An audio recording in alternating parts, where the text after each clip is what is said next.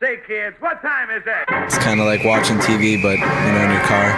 104.7 The Cave, Mike the Intern, Jay Stevens in the studio. It's Dark Side of the Stream, episode 65. I just did my roots yesterday. Yeah, it looks really good. Right? I'm looking young again. You know, I get asked all the time, is that Jay's hair? Yeah, dude, try and pull it. He puts it away. Yeah, you can. Actually, you know what I need to start doing is telling people it's fake so they start pulling your hair. Oh, you bastard. Oh, there goes my thing. Operation's already sky high here. All right, I'm going to tie my arms behind my back. This is Dark Side of the Stream, episode number 65. This was Jay's pick this week. He picked the documentary film on Hulu for Madmen Only, which tells the story of Del Close. You didn't have any idea who this was. I saw the picture and it said for Madmen Only, and the guy looked really crazy on the cover. It's got to be a killer, man. I thought it was it was a serial killer story. Yeah. No, the guy ultimately, I mean, for a lack of a better way to describe this dude, pretty much invented the idea of improv comedy. I mean, it's not like this didn't exist before. No, but this was the guy. Basically, guy. I feel we could thank this guy for Saturday Night Live. Is kind of how everything that you see in improv today, everything that came from like Center City and all the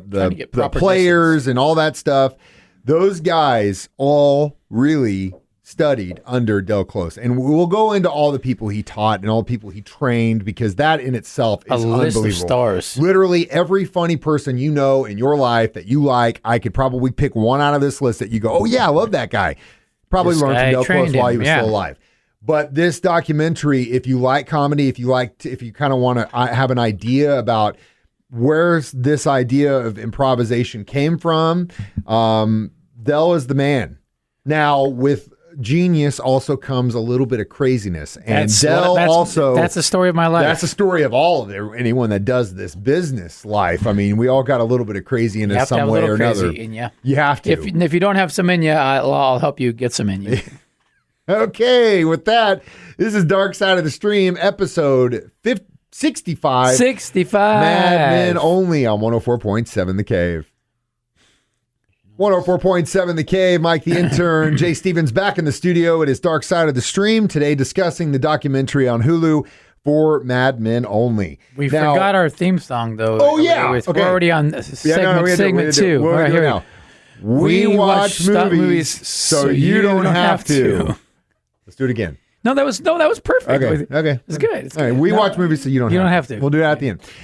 So Del Close, this is what for Madmen Only is about. Now, have you ever in your lifetime, Jay Stevens, been to Kansas? Like, not Kansas City.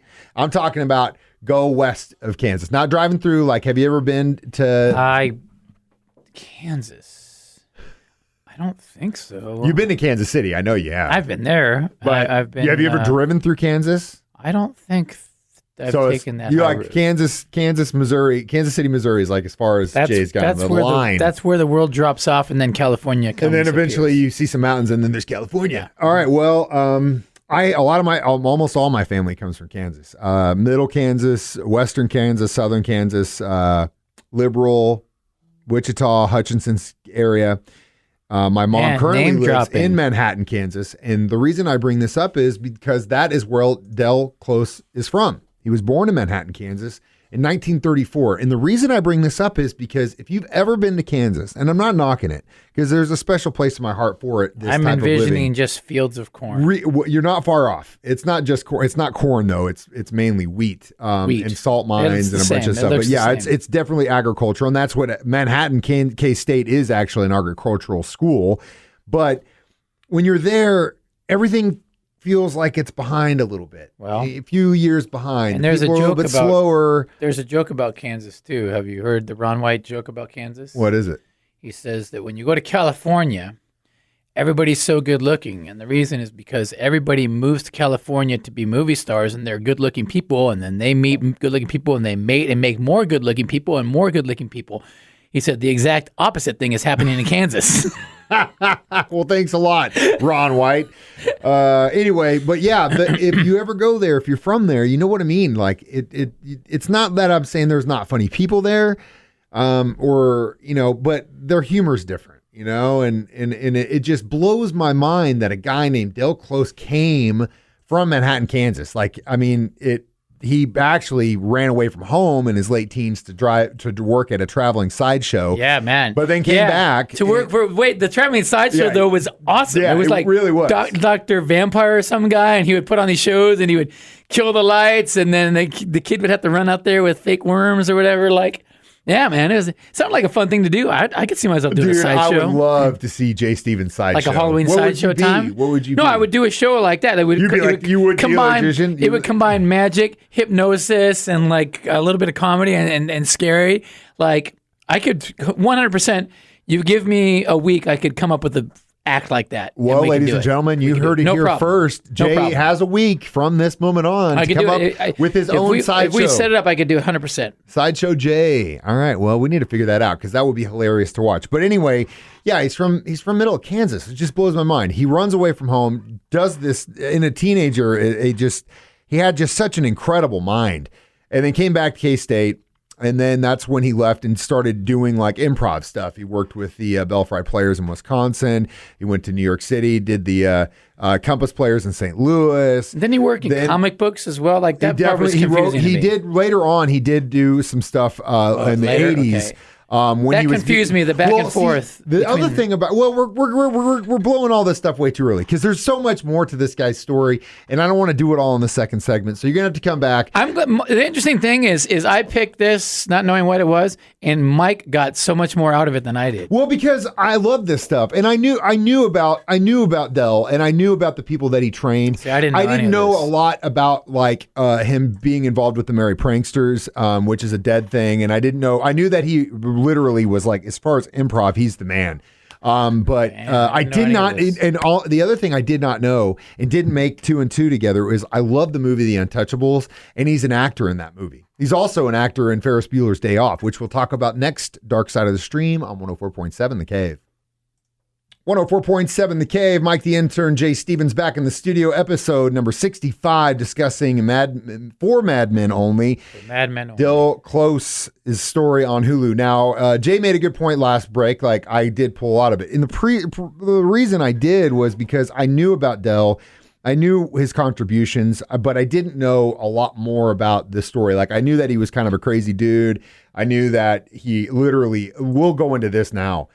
Go down the list. I mean, all the Belushi brothers, John Candy, Stephen Colbert, Chris Farley, Al Frank, Bill Murray, the Murray brothers, Mike Myers, Saturday Night Live girls, Bob Odenkirk, Amy Poehler, Harold Ramis. I literally go. I mean, there's more than just Saturday that Live though. List, yeah. But like all of these men and women who are hilarious in what they do, all studied under this guy.